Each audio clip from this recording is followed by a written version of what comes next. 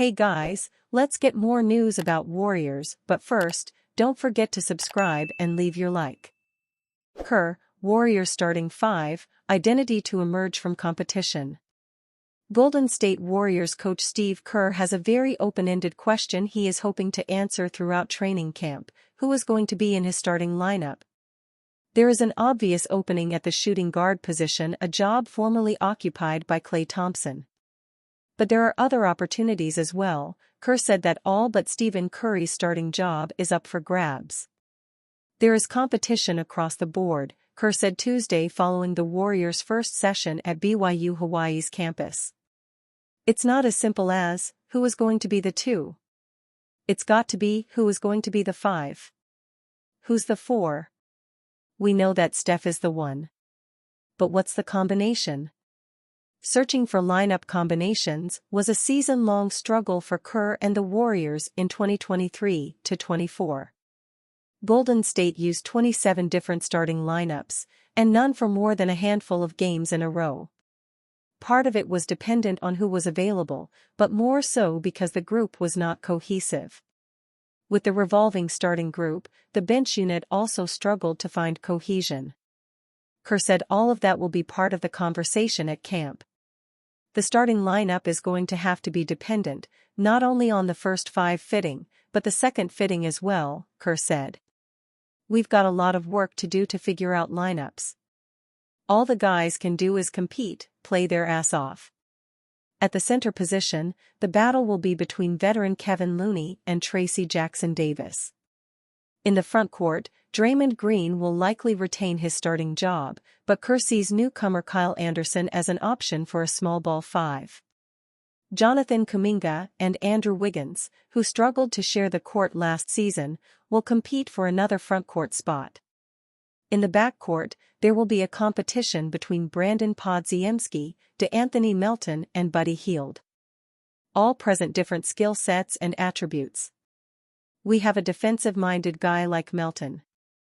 You've got a guy who's a connector and can put the ball on the floor, create like BP, and obviously me and BP started a couple times last year, Curry said.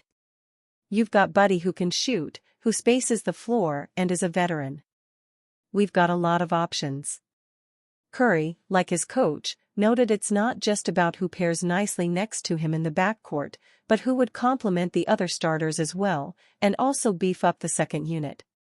In making these lineups, the Warriors are prioritizing being an elite two-way team, similar to how they were en route to their 2022 NBA championship. The other focus is supplementing their shooting. Podziemski said he'd like to attempt 8 to 10 three-pointers per game, while Kerr named Wiggins as a contender to be the team's second leading scorer. I want Wiggs shooting 6, 7 threes, Kerr said. I want Brandon, I want Moses, I want DeAnthony, I want to be a high-volume shooting team.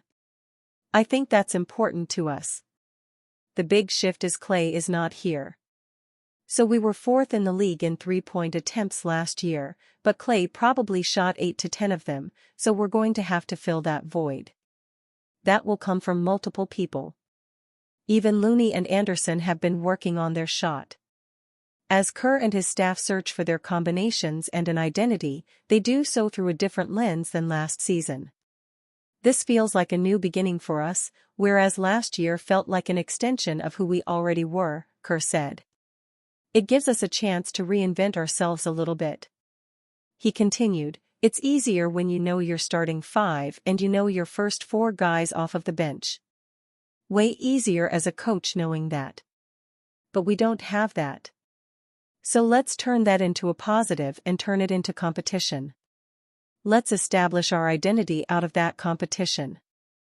Steph Curry gets real about the Warriors' goals this season. At the Warriors' media day, Steph Curry wasn't throwing out any grand plans like win a title or make a deep run. His focus was on staying relevant. I think we're in a position where we can be a relevant team early and give ourselves a chance to compete, Curry said via Anthony Slater. Then assess where we are. Interestingly, Curry also offered up this thought unprompted: I'm coming into this training camp with an open mind of how we're supposed to play. I know there's a warrior mentality and culture of how we do things. There's a system that we've run for a decade plus that has worked. It doesn't necessarily mean that's how this team needs to play. We have to have antennas up and an openness to accept what this team's strengths are, what our weaknesses are, and kind of lean into those. Ask any NBA fan and they'll tell you that the Warriors may struggle this season, and they certainly haven't assembled a championship-caliber team.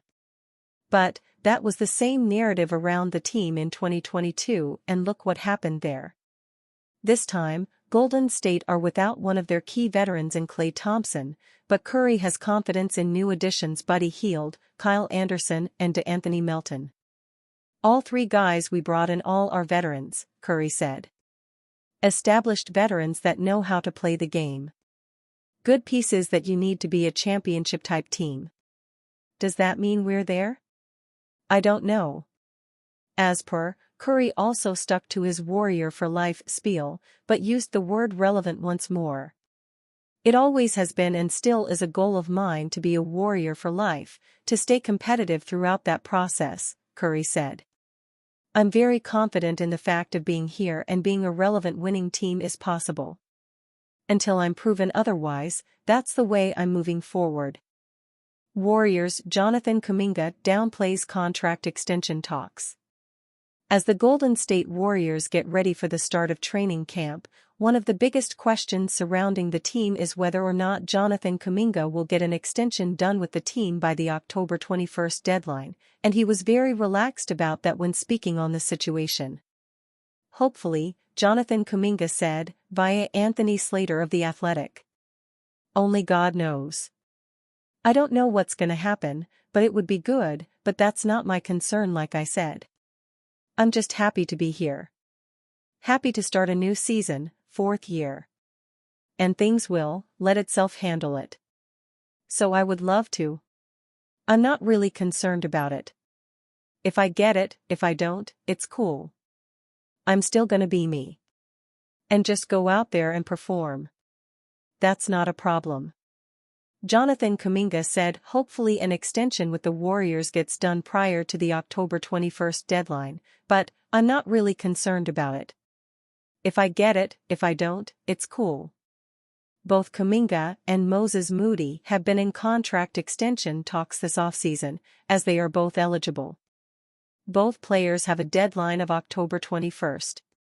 There has been a desire from the Warriors end to keep both players, and it has been previously reported by Clutch Point's Brett Siegel that Kuminga is seeking something along the lines of what Scotty Barnes and Franz Wagner got for their extensions.